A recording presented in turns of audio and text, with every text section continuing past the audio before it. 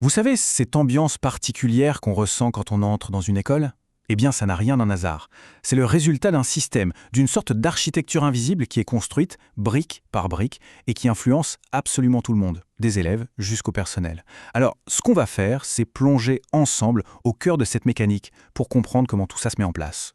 On a tous en tête le souvenir d'une école où l'on se sentait bien, ou au contraire, d'un endroit où il y avait comme une tension permanente. La vraie question, c'est donc celle-ci. C'est quoi les ingrédients qui créent cette atmosphère positive? Ce sentiment de sécurité qui donne à chacun la possibilité, et surtout l'envie, d'apprendre et de s'épanouir. En fait, le terme officiel pour ça, c'est le climat scolaire. Et attention, ce n'est pas juste une impression vague. C'est un concept bien réel, bien tangible, qui regroupe la qualité des relations humaines, les manières de travailler et même la façon dont l'école est organisée. C'est en quelque sorte l'expérience partagée de ce que c'est que de vivre dans cette école. Pour bien comprendre, la meilleure image, c'est vraiment celle de l'écosystème. Dans un écosystème, tout est lié. Les plantes, les animaux, le sol, chaque élément dépend des autres. Eh bien, à l'école, c'est exactement pareil. Le comportement d'un élève, ce n'est jamais un problème isolé. C'est souvent lié au fonctionnement global de l'établissement, aux pratiques des adultes et aux relations entre tous les acteurs. D'accord, mais alors comment on le construit, cet écosystème sain? La recherche a permis d'identifier des fondations solides, des piliers sur lesquels repose un climat scolaire positif. C'est un peu la charpente de tout l'édifice. Il y a donc 7 leviers, 7 domaines d'action essentiels pour agir en profondeur sur l'environnement de l'école. Le tout premier pilier, et c'est vraiment le socle de tout le reste, c'est la cohérence des adultes. Sans une vision commune, sans des règles qui sont appliquées de la même manière par tout le monde, eh bien les meilleures intentions du monde se perdent. Ça envoie des messages contradictoires aux élèves et ça crée de l'insécurité. Donc tout commence par l'alignement de l'équipe. Le deuxième pilier est absolument crucial, la justice scolaire. Là, ce qui compte le plus, c'est la perception. Une sanction peut sembler juste sur le papier, mais si elle est vécue comme arbitraire par les élèves, alors elle casse la confiance et l'adhésion au règlement. Il faut donc des règles claires, bien sûr, mais surtout des réponses qui ont un vrai sens éducatif. On l'oublie parfois, mais la façon d'enseigner elle-même a un impact direct sur le climat. Une pédagogie qui met l'accent sur le travail de groupe, sur l'entraide, ça ne fait pas que transmettre des savoirs. Ça développe des compétences sociales fondamentales et ça produit directement un climat de classe beaucoup plus serein. Le quatrième pilier, c'est la sécurité. Mais attention, la vraie sécurité, ce ne sont pas juste des murs plus hauts. C'est un climat où l'on se sent assez en confiance pour parler avant que les conflits ne s'enveniment. La prévention, c'est un travail de tous les instants, de détection et de dialogue, pas seulement une réaction quand la crise est déjà là. Un climat scolaire sain, ça ne s'arrête pas aux portes de l'école. Ce cinquième pilier est essentiel.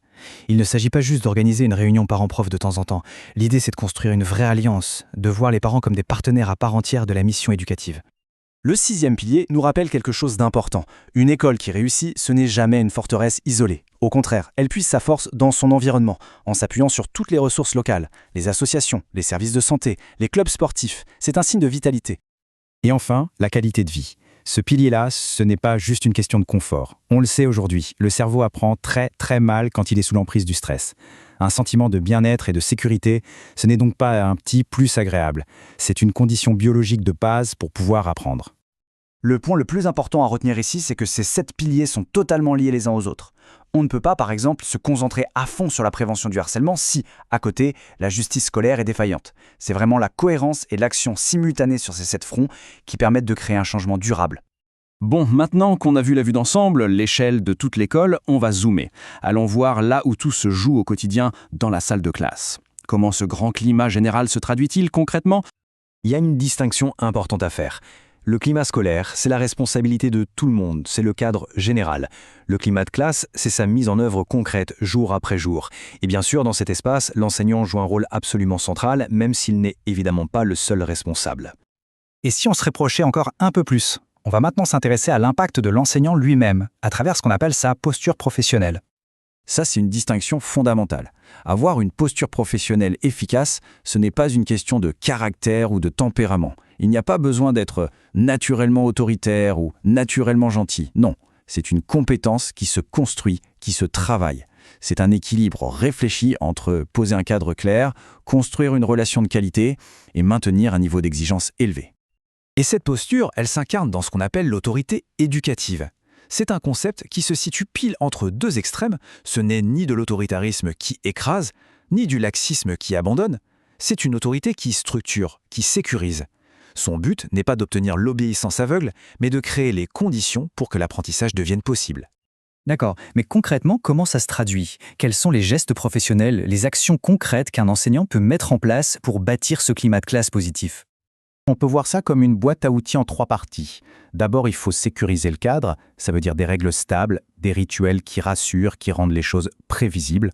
Ensuite, il faut soigner la relation, parler posément, écouter vraiment, reconnaître chaque élève. Et enfin, il faut aider à la régulation, apprendre à nommer les émotions et surtout chercher à réparer les erreurs plutôt que de simplement punir. Et tout ça, ça nous amène à la phrase qui est peut-être la plus importante de toute cette analyse. Elle résume toute la philosophie. Une action efficace ne cherche pas d'abord à changer l'élève, mais à solidifier tout ce qui l'entoure, c'est-à-dire le cadre, la posture de l'enseignant et l'unité de toute l'équipe éducative. Pour conclure, on voit bien que le climat scolaire, ce n'est pas un luxe. C'est l'un des leviers les plus puissants qu'on ait pour la réussite et le bien-être de tous. C'est un vrai projet collectif qui dépend de la cohérence de toute une équipe, mais qui prend vie et qui s'incarne chaque jour dans chaque salle de classe. Alors, pour finir, revenons à notre image de départ. Si le climat d'une école est vraiment un écosystème, alors il est sensible à la moindre petite variation. La question qui reste posée est donc la suivante. Quelle petite action, à son échelle, pourrait contribuer à rendre cet environnement un peu plus sain, un peu plus propice à l'épanouissement de tous ?